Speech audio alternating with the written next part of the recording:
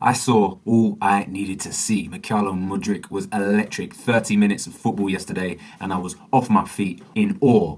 Am I getting ahead of myself? Probably. Yes, I might be. But I haven't seen a player come to do that in a Chelsea shirt on their debut for an awful long time. And if you think about the transfers we've had coming in through the door over the past 3 years, nobody has been able to put in an impressive performance like that in years of me watching Chelsea. I just haven't seen someone touch the pitch and take it in their stride as Mudryk did yesterday against Liverpool. He should have probably have put away one of the two chances that fell his way, but the twinkle toes he showed, the movement, the dribbling ability, the cheeky flicks, the way he was so direct, the split quick decision making that he made was outstanding. And it just showed the gulf of quality that we've had in a Chelsea shirt for so long. When someone like Mudryk can just come on and affect the game like that so quickly, it was honestly a breath of fresh air. And I don't know what the career of Mudryk will look like in a Chelsea shirt. I have no idea how he's going to turn out, how consistent he's going to be, if he's going to be able to evade injury. You know, when you play like that, you just got to look at Eden Hazard, how many times he was chopped down. Ronaldo, how many times he gets chopped down. You know, players like that, you know, fullbacks, defenders, they make sure they're going to take you down to prevent you from going past them. And we haven't seen that side to Mudryk's game yet. I don't know how durable he is, but from what I saw, he was definitely a threat. And the way he was so direct, it just put a lot of our Chelsea attackers to shame. You know, you look at Ziyech, Pulisic, Werner when he came in, you know, all of these players were just didn't have an ounce, don't possess an ounce of the directness, bravery. At the end of the day, it's bravery to beat your man and not fear getting tackled or making yourself look silly. Not one of them have had the sheer ability to do that of what I saw Mudryk do yesterday. So I was absolutely over the moon with that Mudryk display yesterday because he got me out of my chair, and that's the kind of debut I've been looking forward to for so long. All the hype around him, he could have easily have crumbled in front of that Anfield crowd, but he took it in his stride, and you can just tell there's some sort of determination about this lad that is a bit different. There's something different about him. You know, credit to Arsenal for obviously scouting him for so long and identifying him as a player with real quality. And obviously credit to Chelsea's board for coming in and swooping in and taking him off their hands. But this might be a signing that could really transform Chelsea's future in front of goal. And I really hope so. But that half an hour was so impressive.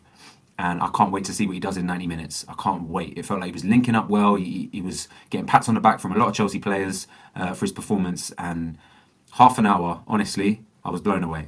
But it was a game that was, apart from that, largely boring. Let's be honest. It was quite drab. And that's because Chelsea and Liverpool are a shadow of the teams that we once were. Even just last season, even just look back this time last year, these teams are unrecognisable. The teams that went to the cup final and played each other twice, FA Cup final, Carabao Cup final, absolutely unrecognisable. Liverpool have got their fair share of injuries. As we know, Chelsea have also got their fair share of injuries. And it was clearly reflected on the pitch. That starting 11 for both teams, I don't think would be anywhere near recognisable had both of our teams had not had the injury crisis that we currently have. But it was a game that was probably a better result for Chelsea. I was much more happy with the result, as I'd imagine Liverpool fans were yesterday at home. Liverpool were clearly a shadow of their former self. They were kept quiet. They really lacked an attacking threat. I thought Cucurella handled Salah very well. He was on him like white on rice. He was absolutely glued to him. And I felt like we kept them quiet mostly. And that was really credit to our defensive display. And the place I have to just continue to sing the praises of Thiago Silva. Like Thiago Silva, the evergreen. You just hear the commentators lament him throughout the game about how good he is and how and just how easy he finds the game, how he reads it at 38 years of age, how he doesn't find himself, you know, in dangerous positions where, you know, pace, speed, and just, you know, youthfulness can beat an aged defender. He just never finds himself in them positions because he reads the game so well.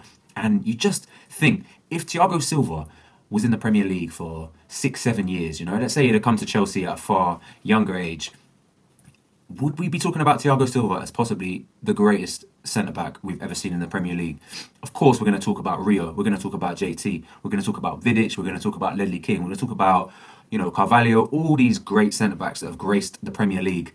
I don't think I've ever seen someone read the game like Thiago Silva. I don't think I've ever seen a centre-back with as much technical ability as Thiago Silva. I'd say Rio Ferdinand comes close. John Terry, of course. Those two are probably your shoe-ins for the greatest centre-backs to ever have played in the Premier League. But Thiago Silva, I feel like if he had done 6, 7 years in the Premier League, showing the kind of performances he puts in, week out, it would be hard to not argue him being the greatest centre-back I've ever seen in the Premier League. The way he makes this game look so easy, the decision-making, he's just unbelievable. He's on another stratosphere. And I just think how fortunate we are that he's doing this in a Chelsea shirt and how we can, sing his praises. And he's the fact that we're getting so excited about this defensive displays sort of sums up Chelsea at the moment. But it really is a joy to watch. See how easy he plays the game of football. It's an absolute delight to see, and he's imperative. And I have no idea how Chelsea are going to do without him. He is going to be a sore miss. I hope he stays. I hope we extend his contract another year and we give him whatever he wants. Because I would just put my money behind Silva until the wheels fall off. Because he just shows no sign of losing that ability to read the game, ability to always be one step ahead of his attacker. And it was just completely on display yesterday against Liverpool. So outstanding performance from Thiago Silva. I also think Benoit Badiashile is showing real maturity for a 21 years old, just come into Chelsea, from Monaco. It's a huge gap in ability. It's a completely different league, and he's taken this in his stride. Also, I really have been impressed with Badiashile. It's his presence on the ball. It's his aerial ability. It's his composure. He looks just like a very astute centre-back. And to me, he's looking like a guaranteed starter to pair with Thiago Silva. Chalobah's been quite poor recently. Koulibaly, we've got a lot of criticisms since he's come into Chelsea. He hasn't looked like the real deal yet. Fofana, of course, been injured and has been unable to really show his worth. But Badiashile has done it in 2 games, and it's 2 clean sheets for Chelsea, and I've been so impressed. I really have. He looks so calm on the ball. He passes the ball well. He just doesn't look like he's flapping or anything is phasing him at the moment.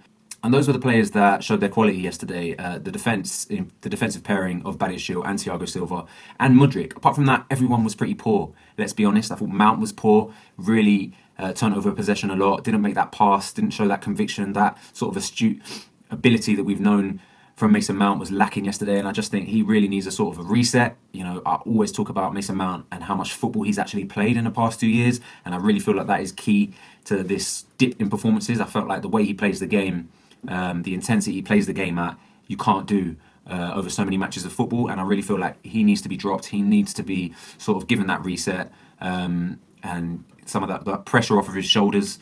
He was really poor yesterday. I thought Lewis Hall, young talent, absolutely been so impressed with his performances. I don't think in a game of that magnitude, in that position, we played him in central midfield yesterday. I didn't like it. I felt like he's such a brazen, such a courageous footballer. He plays those passes that are risky and sometimes they come off, but I think in that area of the pitch, I don't quite fancy him. I'd much prefer him out on the left.